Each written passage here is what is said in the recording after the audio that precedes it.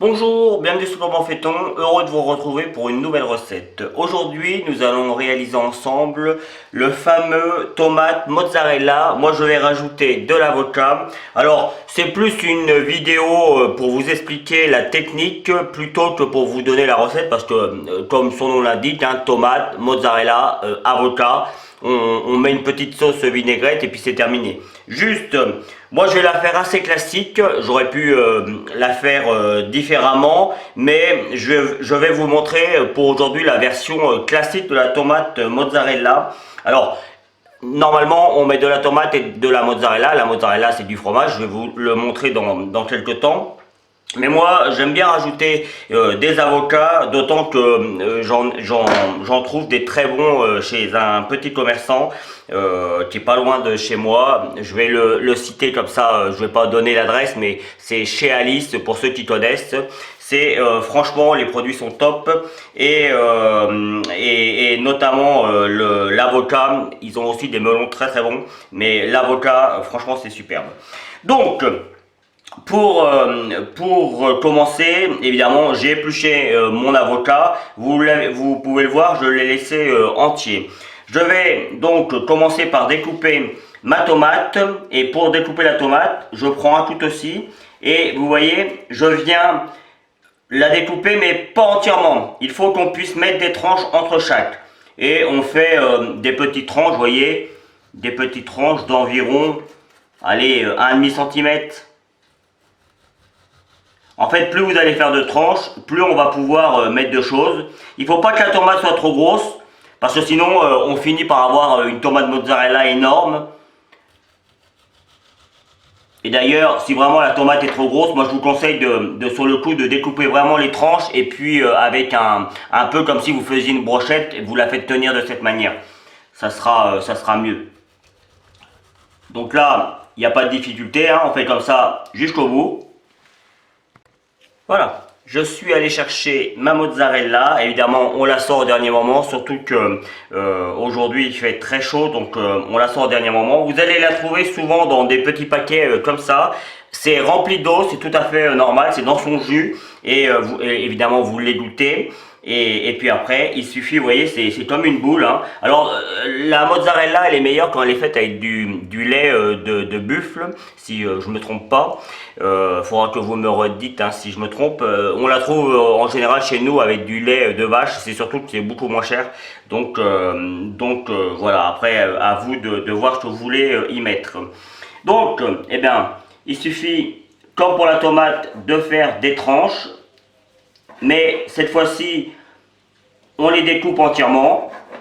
Hop, alors je vais vous montrer juste, puisque après, une fois qu'on va avoir commencé, le principe est le même pour toute la partie. Je fais pareil avec mon avocat. Hop, j'essaye de trouver de belles tranches. Donc dès que j'arrive au niveau du noyau, je vais tourner dans le sens inverse. Ben voilà, j'y suis. Donc je tourne dans le sens inverse. Après, même si les tranches elles sont un petit peu défaites, c'est pas très grave non plus. Hein. Hop. Et là on arrive au noyau, donc je vais m'arranger après. Pareil, j'en ai assez là pour commencer à vous montrer comment on monte la tomate mozzarella. Après, il n'y a aucune difficulté, hein, vous voyez. On vient mettre une tranche de mozzarella. Alors en théorie, c'est une tranche de mozzarella, une tranche de tomate, une tranche de mozzarella. Moi, comme je ne fais pas comme tout le monde, et puis en plus, j'adore l'avocat et ça va très bien ensemble, je mets une tranche d'avocat. Et c'est parti. On continue comme ça jusqu'à ce que la tomate soit parfaitement remplie. Alors vous allez voir, c'est pour ça que je l'ai mis directement dans mon assiette parce que quand on a tout mis, quand on est généreux, ça fait quand même un volume assez important. Là, une tomate comme ça, c'est largement pour deux personnes. Hein. Bon, moi, je sais que quand il fait bien chaud et que c'est très frais, ça peut se manger assez facilement. Mais sinon, pour deux personnes. Donc, je continue encore un petit peu. Si jamais vous voyez que c'est trop gros, n'hésitez pas à couper une tranche ou deux de tomates. Et puis, de cette manière, vous aurez quelque chose d'un petit peu plus fin. Mais moi, je trouve que c'est plutôt joli Alors juste, vous voyez là, j'ai découpé la mozzarella avec un couteau classique. Alors les tranches sont plus belles, certes, mais c'est quand même plus compliqué. Je trouve que la mozzarella se coupe mieux sur le coup avec un couteau assis.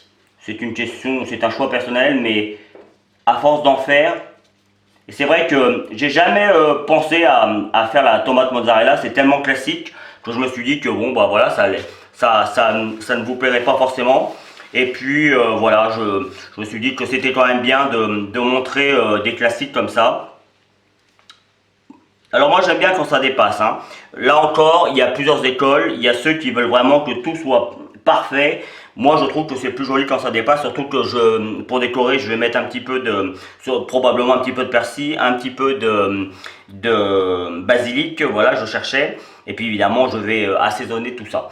Donc je continue, hein, vous avez vu, il n'y a pas de complications. On découpe l'avocat, on découpe la mozzarella, et puis c'est parti. Allez, voilà ce que ça donne. Alors, juste pour info, la salade que j'ai mis en dessous, c'est de la roquette. Mais évidemment, on peut mettre n'importe quoi comme salade. Hein. Il n'y a pas d'obligation sur le coup. Donc, hop, j'ai fait ma petite vinaigrette. Alors, du vinaigre, un petit peu d'huile d'olive ou de l'huile de colza. Moi, j'aime bien l'huile de colza. Un peu de sel, un peu de poivre. Éventuellement, un petit peu de vinaigre balsamique si vous en avez. Et hop, on vient badigeonner tout ça. Alors là encore, c'est une question de goût et de choix. Ça, je vous conseille de le faire vraiment juste avant de le servir. Éventuellement, la salade, vous pouvez l'assaisonner avant. Et encore, c'est pareil, c'est mieux juste avant. Vous voyez, hein, je suis généreux hein, quand même. Hein. Voilà, il y en a quand même pas mal. Donc, j'en mets, il faut que ce soit, pour que ça donne envie. Et puis, j'ai été chercher mes petites feuilles de basilic. Et là, on va en mettre un petit peu partout. Alors, je vais me servir de ma petite spatule à gâteau. Comme j'ai du basilic pas de même nature, c'est deux basilics différents. Il y en a un qui est un petit peu plus frisé, un petit peu plus fin, et puis l'autre c'est du basilic classique. Voilà. Je vais aller chercher un petit peu de persil parce que pour faire ressortir un petit peu tout ça. Et puis ce sera bien. Vous voyez, c'est joli, hein. Comme quoi, avec peu de choses, on peut faire de très bons produits. Allez, voilà. Ma petite touche finale, vous me connaissez, j'adore la fleur de sel.